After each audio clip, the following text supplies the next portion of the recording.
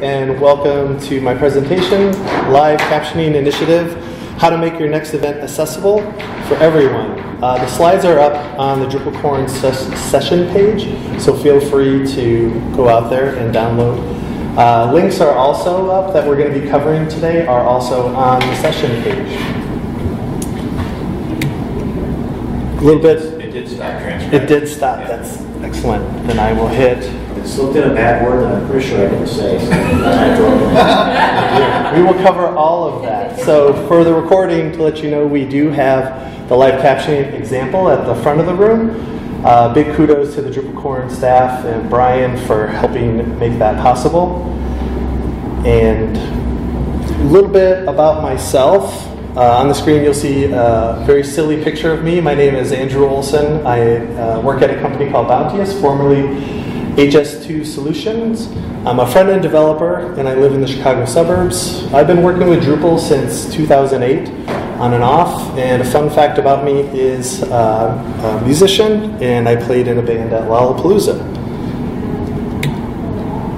But more importantly, another silly picture, for those of you following along on the screen, you'll see a picture of me as a small child wearing a cowboy hat with a wonderful Iowa football shirt, holding a Wilson football. I'm a Hawkeye, born, raised, and educated here. I went to the University of Iowa, so I have a lot of ties, and I'm really excited to be speaking at my second DrupalCorn. So thank you very much for everybody for having me.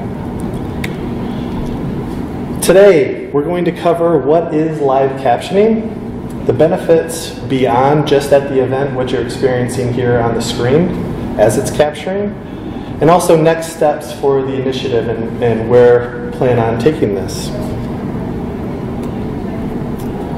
So what is live captioning? For those in the room, you're seeing it. It's a little bit of a small monitor, but really what this is, technology has come quite a ways and it's getting better and better. And speech to text is getting, it's just vastly improving. And what you're seeing and what you're going to see for those that are going to watch this later is Chrome browser is supporting the web speech API, and that's a mechanism for converting the speech to text on the web page. It's no more complicated than that. What we're doing is we're tying into the Chrome browser, tying into the Google's web speech API, and just presenting it on the page with HTML and CSS.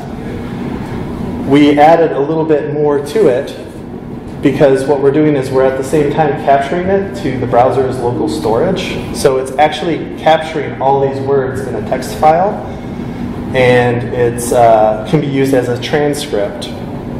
And what we'll see here is that it's capturing it as plain text or SRT format. So if you're not familiar, SRT format is used by various video playback programs, and it contains subtitle information that has the sequential number of the subtitles and the text within it. What that does is a fancy way of encoding and matching it to the video as it plays. So what we can do is, with what we're capturing today, we can upload that to YouTube as closed captioning.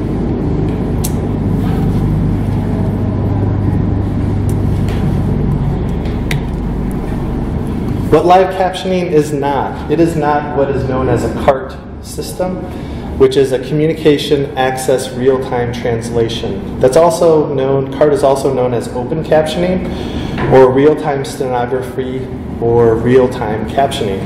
This is used by court reporters or closed captioners, or people known as voice writers that convert speech into text in live. It's a real person doing it at the time. A trained operator uses keyboards or stenography methods to transcribe the spoken word into written text. And voice writers actually use speech-to-text software, which is ultimately what we're doing with live captioning. So CART services, there's a great accessibility meetup in Chicago, and they actually have live real-time captioning at those events. So there's a service, and somebody is listening to the service and typing it as it happens. These services are outstanding. It's really great to experience that at the event, but they can be cost prohibitive to most events.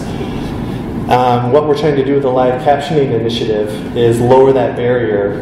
And while live captioning may not be perfect, and if you're watching along, may not capture everything perfect, it's a lot better than having no captioning at all, or having to go back and re-listen to the event and type it completely from scratch.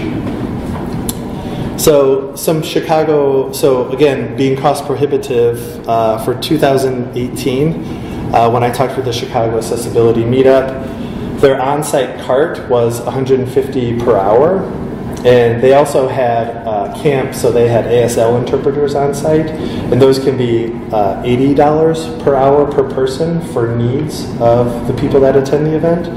And there's deaf and blind interpreters that are about $90 per hour.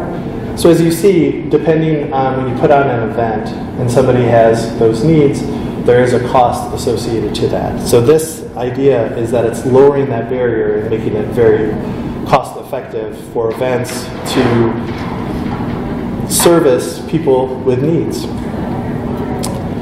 Another service, I recently attended a Gatsby webinar in August, and they used a service called streamtext.net that had real-time voice-to-text during the webinar. It was another screen that you could load and watch the text as it happened. And that was a service.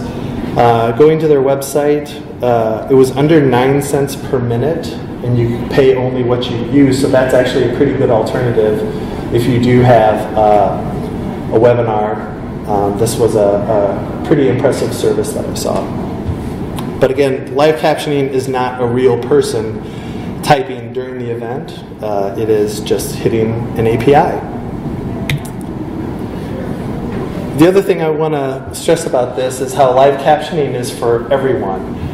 What you typically think when you think captioning is just a person with hearing loss and deafness, but you can also think about people where, whatever language is being spoken is not their first language. So it allows them to slow down and process and read and understand a little bit better. Also, for people who comprehend written word better, you might have cognitive issues and you need to slowly take that in. I'll tell a story a little bit later about the person that used the live captioning solution at our camp and kind of some of his feedback. But the idea is that written word might be easier for people to comprehend, slow down, and understand. So let's get into it. So what we've done is I'm going to show you it in action for those of you that are on the screen share. I'm going to switch over to this website, and it is LC, which stands for livecaptioning.midcamp.org. The Chicago Midcamp is very generous in letting us host this off of the site, and also the repo. Again, I can't say enough about Midcamp. It's a great group of people. If you have a chance, Midcamp is in March. This is where this all started, was last March, when somebody reached out to us with hearing loss and wanted to attend, and we came up with a solution. So how to use. So when you come to this site, anybody can come to it and use it. We just have it rolled out, just a CSS animation to come down. So it kind of briefly goes over the requirements that we've already discussed, where you need to have Chrome desktop, 25 and up. And it's as simple as clicking the button, which I'll do shortly, talking, and then we'll come back to the screen. So this is what I've already done for people in the room with it captioning right now. So what I'll do is I'll click the caption. What you'll typically have is a prompt. The browser will prompt you asking for permission to use your microphone. It asks you that every time unless you have the browser setting to just allow it to happen. And as you can see on the screen, it's capturing voice to text. Also, you can see it's not perfect, but it's pretty close. And I'm doing my best to slow down and enunciate. But this is it in action. What you can do, you'll see at the bottom actually, a reconnect button. Because this is the free Google API, it times out. Also at MidCamp we had issues with kind of unstable internet, and so if you lose internet while it's going and coming back to get the text, you'll have some lag and you'll need to reconnect. As you do that, you can just hit reconnect and it'll pick it back up. One of the things the API gives you for free is if I talk really fast, which I have been and I'm working on it, it fills up the screen. But if I'm smart and take a pause, just like then, it'll clear the text, and there you have it. When I'm done, I can click on this. We'll also make a little bit of a better, easier way to exit out of it. And what you'll see here before now is I have a session 1. I can either continue and go back into that interface, and it's going to continue on to that session. But what I want to do right now is click on the View Selected Transcript. And this is, by default, we just showed the SRT format. So that's the first bit of text, and you can see how long I spoke. The other thing you can do is toggle over to just actual text. And as we saw, there's some correction needed. So you can take this, copy, paste it out, make the corrections as necessary, re-listen to it if you're lucky enough to have it recorded. And then you have a transcript of the event. The other thing that I've been able to do is I was able to use this on a Zoom meeting. So I had my speaker up, and it was able, the microphone on my laptop was able to pick up over Zoom.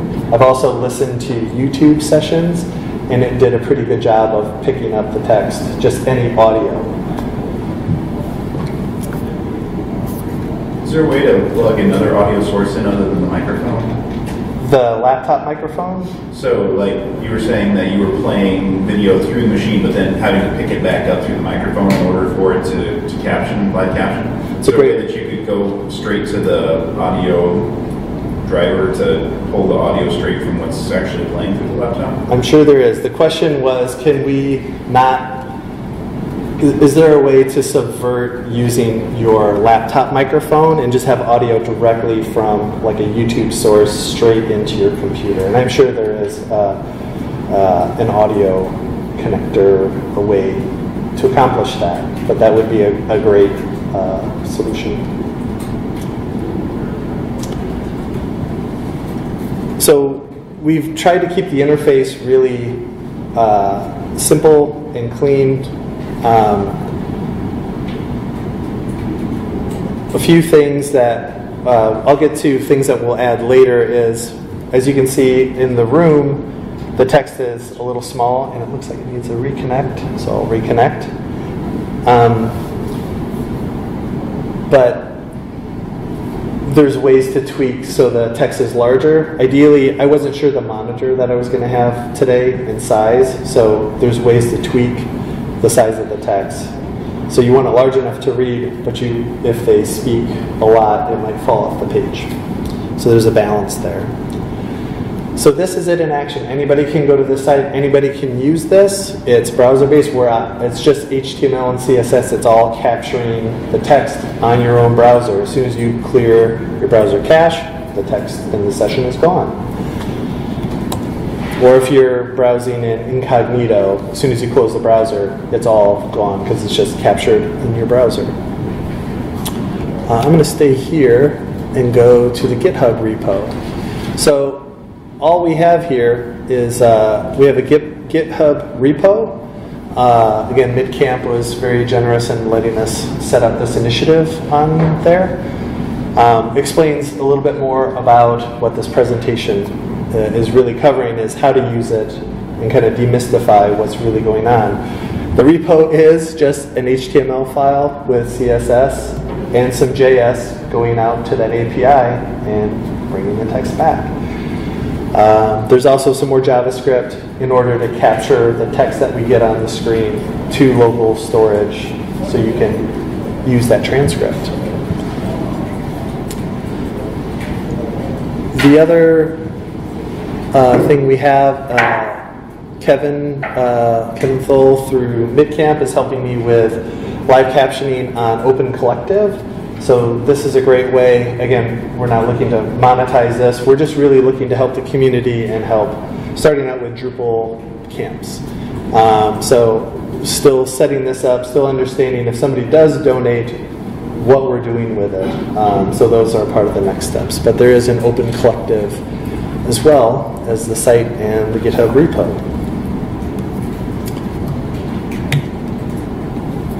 So for those of you in the room, and as we saw demonstrating it, live captioning is not perfect. There's inaccuracies with speech to text. There is, as we've seen in the room, some timeout refresh issues. Again, it has to do with your internet access and the API. I'd love to explore if there is like a paid version of the API that doesn't time out.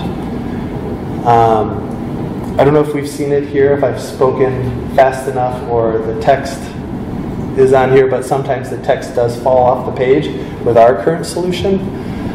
So that might be a way to help give back and improve this solution.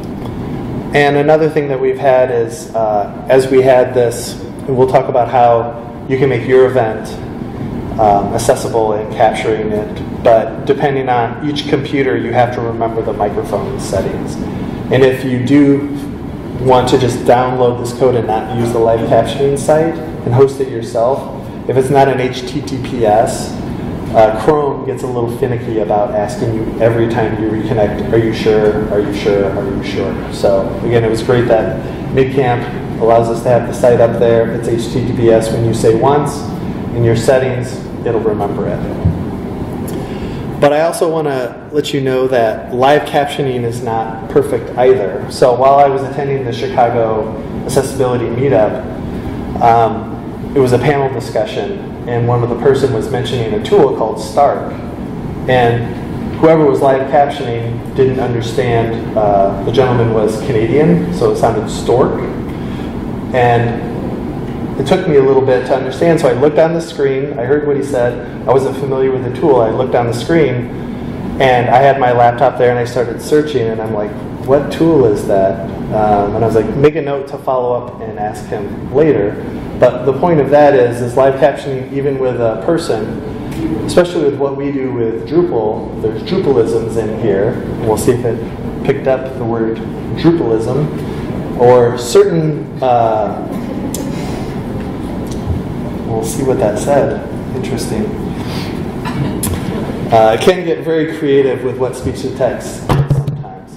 But the point is, when we capture it, we'll have that text and we can correct it ourselves. So when I say www, it may know and autocorrect that for us. But if there's a certain Drupal module or some technique that is very specific to the crowd, even if this is like a scientific crowd, the people hosting that event can take that and correct it themselves.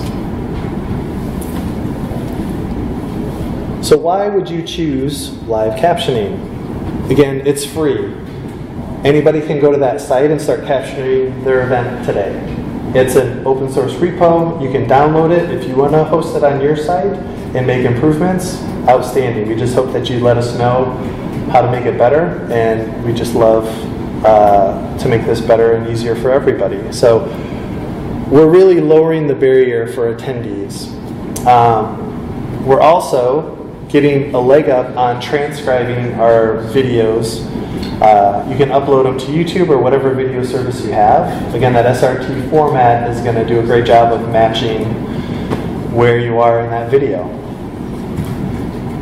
And the other thing too is, now that we have a transcript, now we have a video for the DrupalCorn site, why not add another section under the session and have the SEO benefit of all the words that were said on that page. So it's a huge benefit. I'm a big NPR listener and fan, and when I hear a story and I don't haven't heard the ending of it or whatnot, I have enough words and I know that I can go to their website and have a transcript available, and those words are easy for me to find. So the idea is to transcribe and put it on the session page and make it a more rich experience for everybody. That's not just hearing impaired individuals. So how would I suggest doing this, and how have we done it at mid-camp, and we'll continue to do that at mid-camp. So first and foremost, you have to have computers with Chrome, and it's got to be version 25 and up. Next is having internet access. It doesn't work, obviously, because it has to hit that API, go get the words, and come back. It's ideal to have external monitors. We were lucky enough to have large carts for our keynote at mid-camp, but it would require whatever sessions you want to capture is to have those external monitors and have those computers capturing it. It also takes volunteers. I'm juggling up here hitting the reconnect button, but it's actually been pretty stable. It was a little harder in the venue at mid-camp because the Wi-Fi was a little unstable, but this is pretty impressive. I haven't had to reconnect as much, so that's outstanding. But the volunteers, we already have room monitors. Dwayne did an outstanding job. You know, is this something that we can ask the volunteers to also do as part of being a room monitor at a Drupal camp? Another optional thing that I added right before this was having an additional USB microphone. As you can see, I have two computers here. One of them is using the computer microphone, but it would be ideal, and what we did at mid-camp was had the laptop with the person in the front row and then had a USB microphone up near the speaker. Because if I turn the computer away from me, it's not directly picking up the microphone, and you'll get even more interesting things on the screen for the speech to text. But that's really what it takes. There's no cost to it. It's just a little bit more organizing for your event. And it's not just Drupal camps. Hopefully you can see if you have, if you're higher ed, this might be something for any type of event that you want to put on. And taking that for the ones that do the higher ed websites, to take those words and put those on the websites is going to make a better, more rich search experience and a more rich website with great content. I did not come up with this alone. This is not just a me thing. There's many people that have helped move this forward. First and foremost is just mid-camp. It was that email. I'm a volunteer for mid-camp and volunteer on the accessibility team. When we got that email, we were just trying to think, how can we make this the best experience for this person? Fatima is the keynote, and she sent a code pen from Dave Rupert that just inspired all of this. And it all started there. My colleague, Kimana Batz, who was on the committee with me, we both took that code pen and ran with it and started organizing to make the camp a great experience. And the gentleman that I'm talking about, his name is Burton Kent. And he was very reluctant to come to the camp. And he used it. We gave him the laptop and the USB monitor. We gave him the laptop and the USB microphone.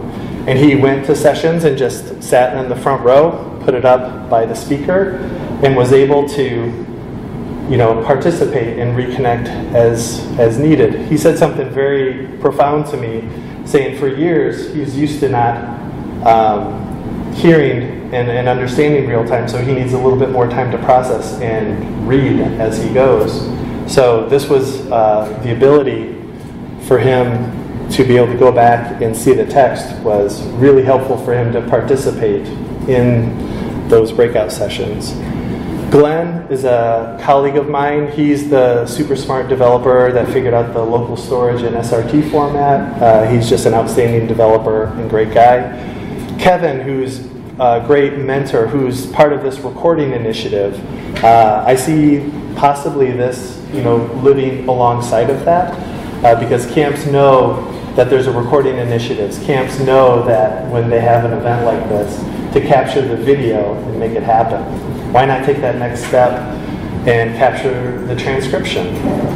And then take that another step for your website to make it really SEO rich and benefit everybody.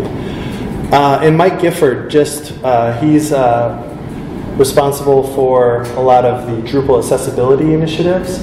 I bumped into him at MidCamp, not at MidCamp. I bumped into him in Seattle at DrupalCorn and was able to show him this, and he saw the possibilities, and it was just really another boost for me to kind of keep this going, which culminated in this presentation and being here today. So thanks to everybody for helping move this forward. So what is next for live captioning? There's other tools out there. It was great when I posted and talked about this. Somebody said, hey, have you ever heard of webcaptioner.com? I had no idea, but this is something that's also captioning, and they're doing a great job with that. I need to look into that a little bit more. Also hoping to reach out to the maintainer in person that does it, but I think they're doing all the right things. I'm happy with our tool, but my point of this is not so much about the tool development as helping people. Whatever tool it is, it's more of a concept of speech to text and the transcription afterward. Another great thing, Chris Weber pointed out, he's with the Nerdery up in Minneapolis, that live transcribe for Android on your phone. This lowers that barrier of having a computer with a microphone. If anybody just has an Android phone, there is the live transcribe. Maybe it's just having that phone just sat in the front of the room. And that also captures, I've looked into it a little bit, but it's speech to text and captures it on your phone, and you can use that later. So it's outstanding that there's other captioning tools out there, not just this one. On November 19th, I'm going to pit live captioning versus the real-time cart solution. What I want to do is I'll be sitting in the front row with this website as another human is somewhere else typing, and we're just going to see the raw version of what it is. I'm going to take my experience at the event using this tool and cleaning it up, and we'll just see what that experience is. I'm planning to make that into a blog post as well. But that's a way of saying the cart solution, again, is outstanding, but there is a cost to it. McDonald's is very generous and donates, that's their donation to the Chicago accessibility community, is the payment of cart. But if live captioning is a free solution, that's great and gets more exposure. The how-to documentation, hopefully I've demystified how really simple this is. It's HTML, CSS, and transcription. It's no more complicated than that. This talk is a great first step of showing people what live captioning is and how it works. Outreach to other Drupal camps, as I said, it would be great if every camp did this for whatever session, whatever keynote. And then other steps is I'm working with the MidCamp web team to add another field to every session, and then I'm just going back, watching it on YouTube and capturing that, and we're going to add that, and it's going to make the MidCamp website even more SEO rich. Also an idea to just talk to the Drupal TV organizers and see if there's a way we can add it to the Drupal TV. I don't know about you, but I've been going to Drupal TV to find topics and Drupal events, and that's how I consume a lot of my video.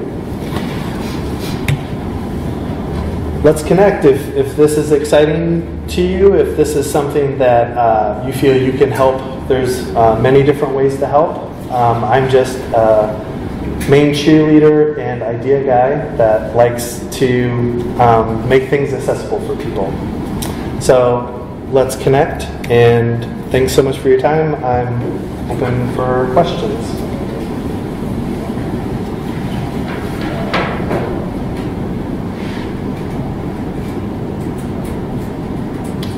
So simple that there's all right, great. Thanks.